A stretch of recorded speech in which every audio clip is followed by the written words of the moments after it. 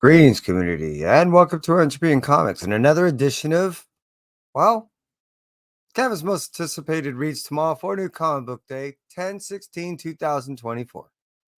And here we are once again, and here we are once more. For those of you who catch me on the rewind, I appreciate you greatly. For those of you that decide to hang out with me on the live, let's go ahead and recognize you right now. Las Cruces, I appreciate you, brother. And as always, I hope you and yours are doing well.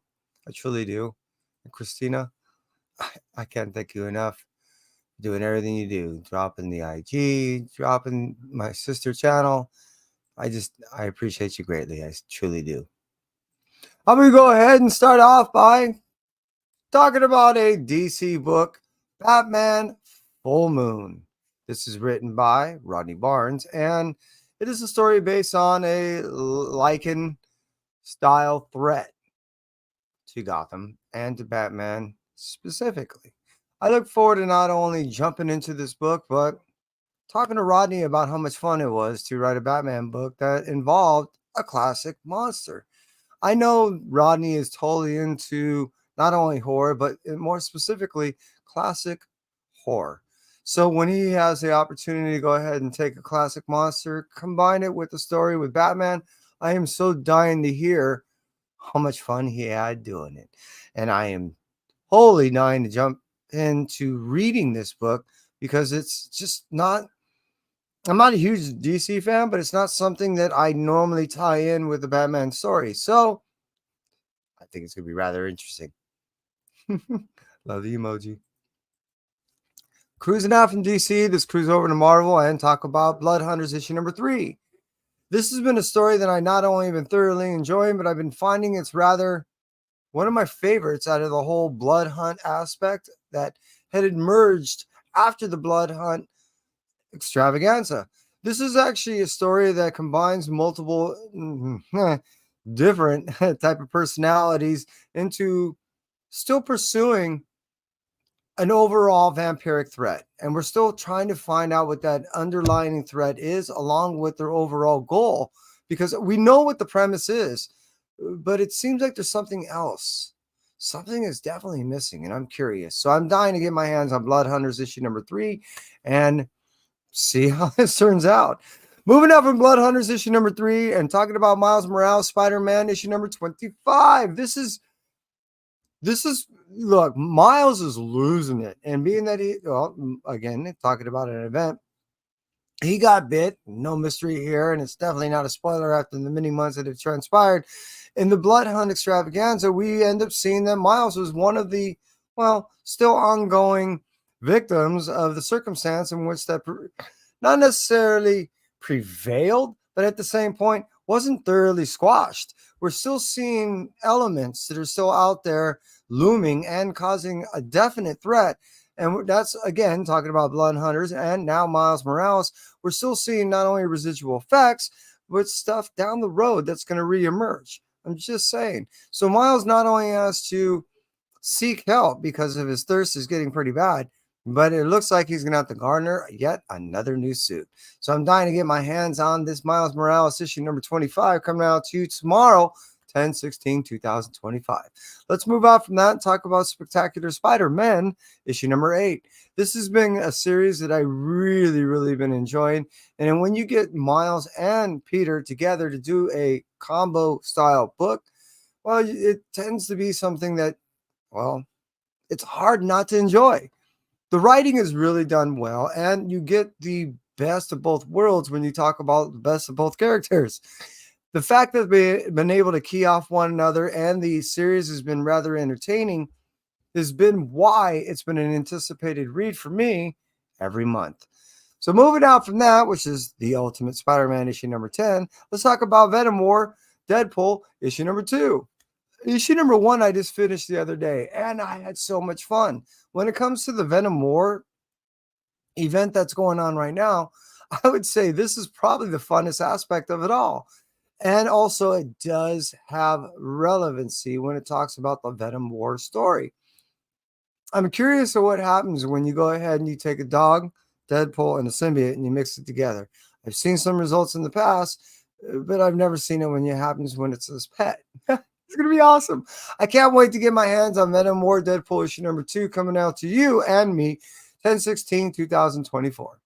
Moving on from that, let's talk about another Venom War special coming out tomorrow. In my opinion, very special because it's Venom War Venomous issue number 3. This ends it when it comes to Venomous, the 3-issue mini, and the first of the event aspects to finish. I hope that made sense because this, to me, has been not only enjoyable, but it's been a rather unique aspect to the Venom War because you have Black Widow that's been really grappling with her symbiote quite some time and significantly in difference than most people that have bond or and not bonded with their symbiote because she decided to force a name coming out of her symbiote. She decided to set parameters in which the bond was supposed to transpire that is still ongoing, which usually falls to the wayside down the road with most. This relationship with her symbiote tends to be rather unique, and I've been really enjoying it. And the fact that her contribution to the Venom War has been, well, almost on a neutral level. She's just trying to eliminate the threat, regardless of what side it's coming from. And I've really been enjoying this as, again, a rather unique aspect to the Venom War story. So I've been enjoying not only reading what she's been doing before this story, but during the story in her own, well, relevance not only to the story, but the ramifications that she's going to have to deal with after. So I'm looking forward to Venom War Venomous issue number 3 coming out to you tomorrow. And let's move it out from the Marvel world and talk about Image. Image is going to bring us Department of Truth issue number 26. This has been really getting good.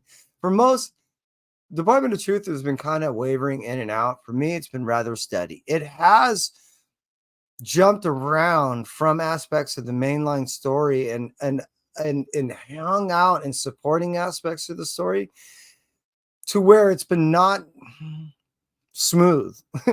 It's been rather jolting at times when it comes to following that, and also the fact that there's been times when there's been some tardiness in the deliverance when expected monthly. It hasn't always been the case. That all being stated, overall, after we got the 24 and 25, got to really sink in what's going on, 26 is yet just another one of those Department of Truth books that I'm really dying to get my hands on. This is one of those that has, again, a pivotal point of what seems like what's going on not only the overall Department of Truth, the universe, but more specifically with some of the characters that are contributing to it. So I'm looking forward to how this turns out. Again, Department of Truth coming out to you, issue number 26, 10/16/2024. Hey, Darth, I hope you're doing well. Hope all doing good. And I look forward to you getting your books tomorrow and seeing what you get. Tell me what you drop in the comments when you do so. All right, moving on from Department of Truth, we're going to talk about Destro issue number 5. Cool thing about this is the last aspect to the overall contribution to the supporting world that we're now going to get after this issue ends. And what I mean by that is the Energon universe, as Joshua Williamson and a few others have been talking about, all this was set up. What we got is now a 3-year planned idea of what Transformers is going to be after this. This ends that beginning, if that makes sense again. Truly, we no longer get any of the supporting mini runs. What we're going to get, if anything, is probably some one-shots that will bridge the gaps in between other main runs, which will only be the 3. Again, Void Rivals, Transformers, and G.I. Joe, which will be coming out, next month or something like that. My point being, this is it. Again, Destro issue number 5 has been really, for me, enjoyable and is a great way to cap off that intro to this Energon universe. This has been perfect. We've got all the other introductions. We got the supporting cast. We got the main cast members. And we have a pretty good understanding of where they all fall in relationship to this universe as it's about to explode in our face. So I can't wait to get into Destro issue number 5 because, again, this is it. Moving out from Destro and let's talk over at Local Man, issue number 25. Yeah, we jumped from, what is that, 13 or something like that, all the way to 25. Confused? Well, supposedly you won't be. I talked to Tony Fleeks, and in turn, he was telling me about what the conversation that he was talking with Tim Seeley about this universe. And they felt that at this point, in this juncture, they're done. They both have a lot of things going on, and I have seen some of the stuff that's coming up down the future for both of them, and it's a lot. That being stated, also they felt that at this point that they're told what they're going to tell in this last book as we jump forward. Now there was 3 books that came out. I already picked up all 3 when I was at the LA Comic-Con convention and got them signed. That being stated, I did not read them. I promise. I have not read them. I was waiting because I do want, just because I get certain things early doesn't mean it how should I say, previews me to read it early unless I have to do a review or something like that, or give feedback to someone else on the road. I do many times wait until you guys get them too. Seriously. That, and I'm really backlogged. You can't see there's like a stack of books like that I got to read. Anyways, Local Man, issue number 25, jumps 12 issues ahead. Will give you an understanding why, when you read the book, there's 3 books that come out of the same issue number 25, and the covers all relate to the story in the sense it's past, present, and future, which relates on how the book works, on how it jumps into the future on the numbers, but it does relate on what it's talking about in the past, and it does bridge the gap in the book. So I was told. I'm just saying I haven't read it. So I'm looking forward to jumping into it just like you. Issue number 25, Local Man, coming out to you 10/16/2024. And let's cruise out for the Image and cruise over to Boom Studios, which will give us Grimm, issue number 20. I don't know many people other than myself that's been reading it, especially up to issue 20. This has been, in my opinion, a rather consistent read. After issue number 30, well, it was like after 9 or something like that, we got a new artist, I believe, and it did take a little bit of turn. Then we got some different in style in the writing, and then I don't know what happened with budget. My point being is you can see differences that were happening after around issue 9.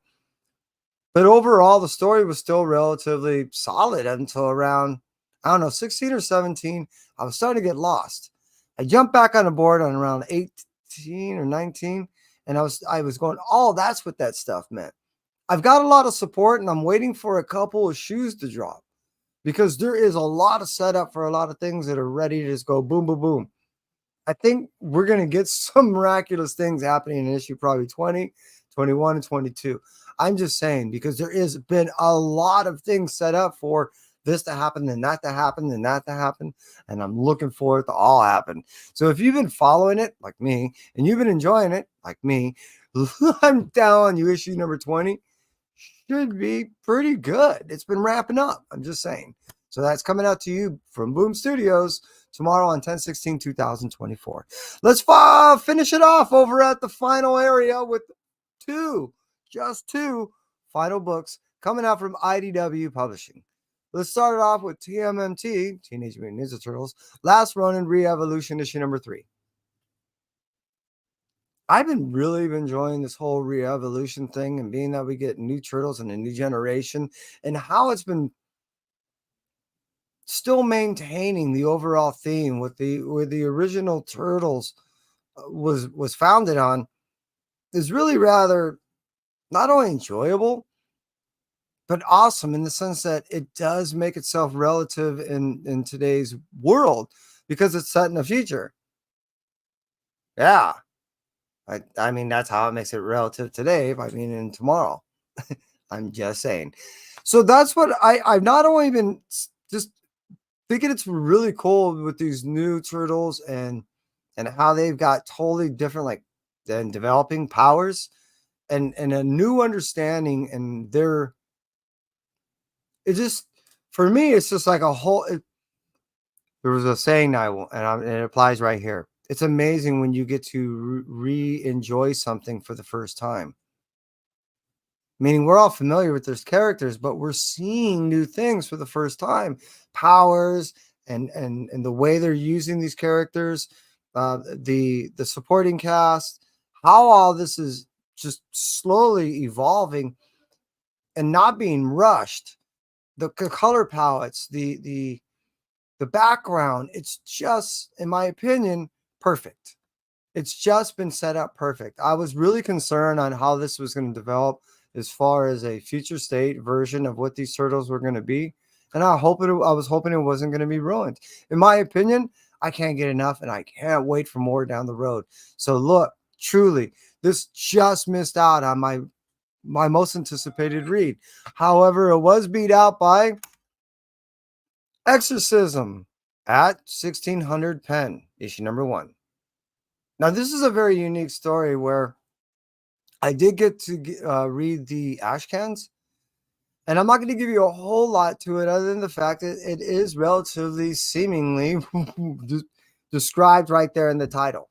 We're getting a president that's in office, and if I recall, it's her daughter that is becoming possessed, and she has to hire an individual to go while she's in administration to deal with this situation.